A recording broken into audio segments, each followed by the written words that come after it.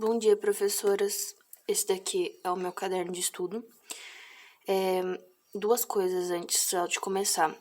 Eu fiz análise do livro e as análises do livro eu separei, ou melhor, eu dividi a folha dessa forma, então, para diferenciar o que foi a análise do livro, né, estudo do livro do Paneré e o que é anotação de aula, eu separei, então, dessa forma, dividi a folha para o livro e a anotação de aula eu usei uma folha normal, sem esses dois lados aqui, sabe?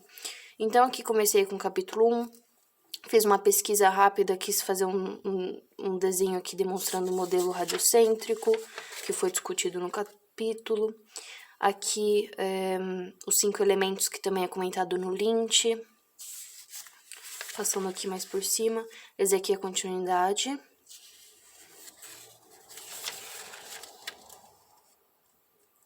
Daí aqui no caso já é uma anotação de aula, então processos de urbanização, que foi a aula 3.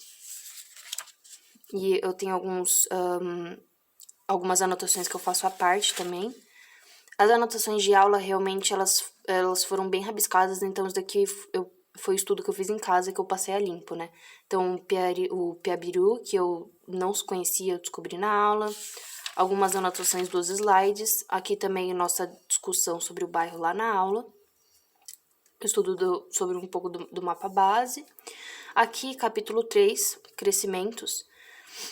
Então, eu aprendo melhor fazendo esse método. Não é um fichamento, mas eu anoto o que eu acho de mais relevância no capítulo e eu faço dessa forma em tudo. Eu aprendo assim, faço demonstrações daqui, inclusive tá no livro mesmo. Coisas que eu quero em destaque, eu mudo a cor. Esse daqui foi um desenho que eu peguei da internet, que eu achei que se encaixava. Elementos reguladores, polo crescimento, enfim, daí eu vou mudando o tipo de letra e o destaque para dependendo do que for falado. Então, adensamento, limite, crescimento, crescimento de extensão. Aqui é a anotação de aula, então um pouco sobre hierarquia viária, morfologia, perfil viário. Algumas frases que vocês comentam durante a aula também anoto, que vocês falam mesmo. Diretrizes do projeto, aquele dia lá quando a gente falou dos SketchUp. Esse daqui foi a análise do mapa Lynch, que a gente fez em trabalho em grupo. Esse daqui do mapa síntese, foi quando a gente começou a trabalhar depois da C2. Processo de formação do bairro, uma análise que eu fiz da Vila Barão, em relação ao que a gente estava vendo mesmo na aula. Esse daqui, questão de adensamento, pavimentos, etc. Áreas de interesse.